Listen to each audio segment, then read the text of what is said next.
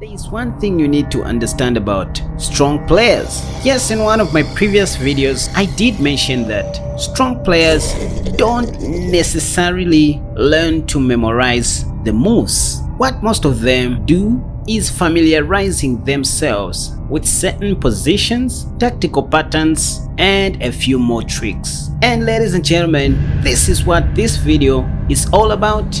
Even though you will be able to learn some new opening tricks in this video, the main area of my meat is to show you one common tactical pattern to know by heart. Spoiler alert, we will always be checkmating our opponents on d8.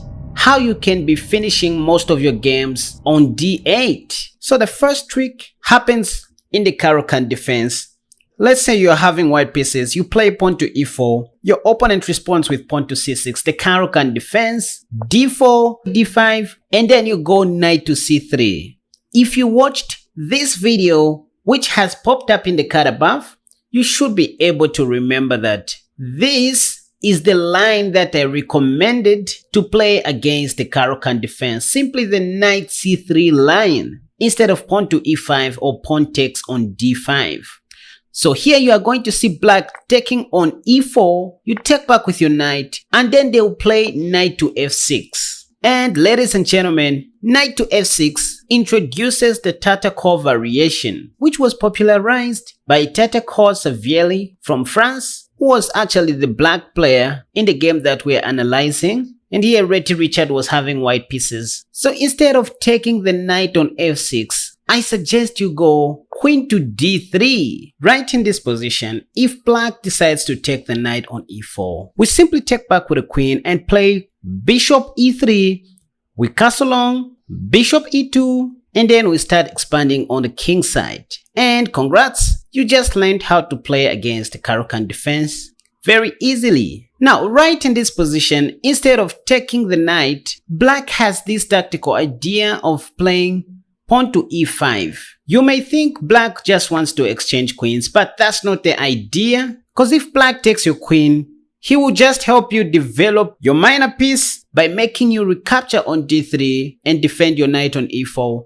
So you will see them play queen f5 check. The whole idea is that if you block the check, they then take your pawn on e5, plus pinning your knight to the king. This is a tactical shot that you are going to see from time to time. And not only is black pinning your knight to the king, they are also eyeing the b2 pawn, which is undefended. And so here it looks like the only way you can save your knight is by playing pawn to f3. But this pawn to f3 move weakens the dark squares along this diagonal. And again, you may end up losing the b2 pawn. So this is not a tactic that one should overlook. And this is where I suggest that you go crazy and just give up this knight by simply castling long. And trust me, you are going to see your opponents taking this free knight, because why not?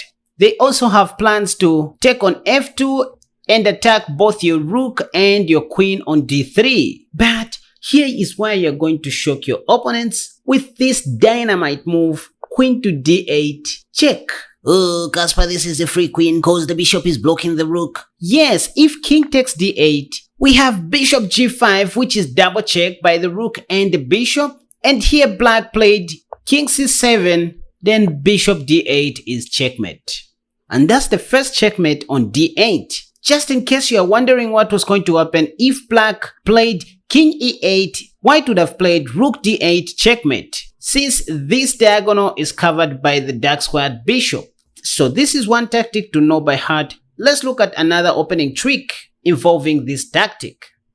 So this game was played between two great chess players, Paul Morphy and Duke Cao. So Morphy started with pawn to e4, e5 was played by the opponent, knight to f3, then pawn to d6. This, for those of you who don't know, is called the Philido defense. You're going to see most of your lower rated opponents playing this move, pawn to d6.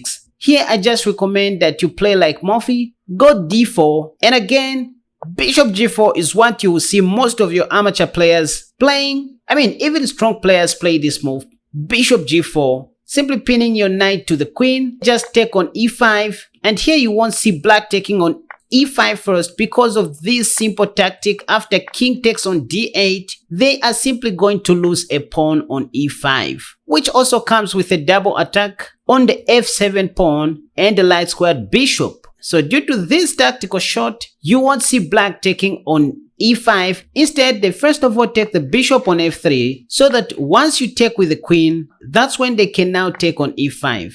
Beginners, pay attention to this. Simply play bishop c4, cause now you are attacking the weak f7 pawn, which is only defended by the king. And here you will see your opponents responding with knight to f6. That's what they play. And because you didn't play the move knight to c3 very early in the opening, you have this tactical shot to always remember queen b3, which poses a double threat on the b7 square and the f7 square. And in the actual game that we are analyzing, black played queen e7 with plans to go queen b4 check after, let's say, queen takes on b7, then queen b4 check, not allowing you to take the rook on a8, and not to mention that if you block the check with any of these moves, black will simply take your free queen on b7. And so this will force you to exchange queens, which you don't want. And that's why in this game, Paul Morphy didn't fall for this trap, which is why he played knight to c3, just covering the possible queen b4 check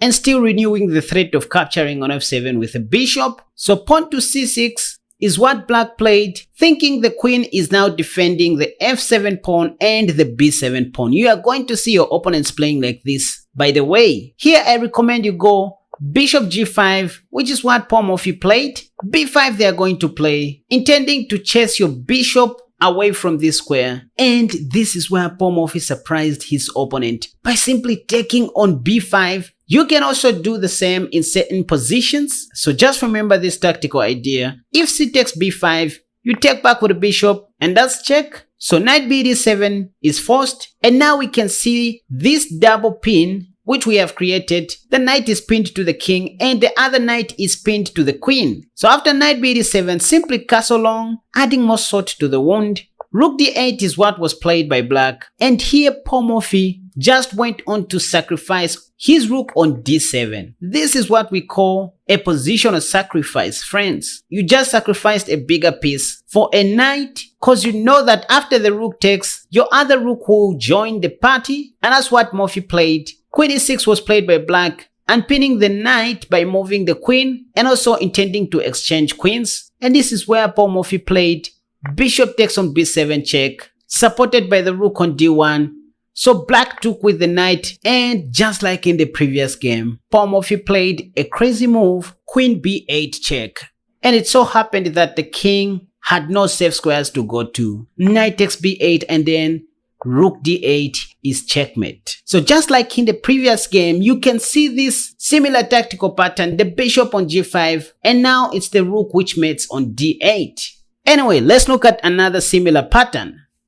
This game was played between two strong players again, Maksutski and Iolisk, in the year 1864 in Paris. One started with e4, then e5, knight f3, knight c6, and then right here white played pawn to d4. This is known as the Scotch game, not to be confused with the Scotch egg.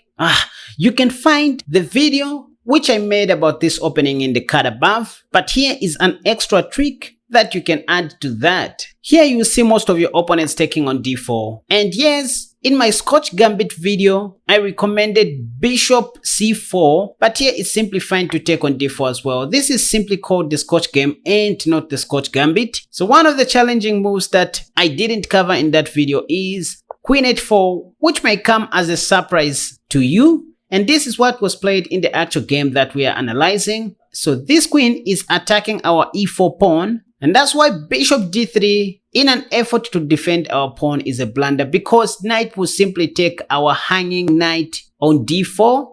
Not to mention that after queen h4, the other plans by black are bishop c5 and knight to f6. They will castle short and life will go on for them. So here I recommend you go knight to c3. That's the best way of defending our e4 pawn. And if bishop b4 pinning this knight and again renewing the threat of taking on e4. Yeah, well, but we can still play queen to d3. That's what white played in this game, by the way. So that if black takes the knight, we take back with a pawn and we are still defending the e4 pawn. So knight to f6 again adds another attacker since the pawn on e4 is only defended by our queen. Remember, the knight on c3 is pinned to the king by the bishop.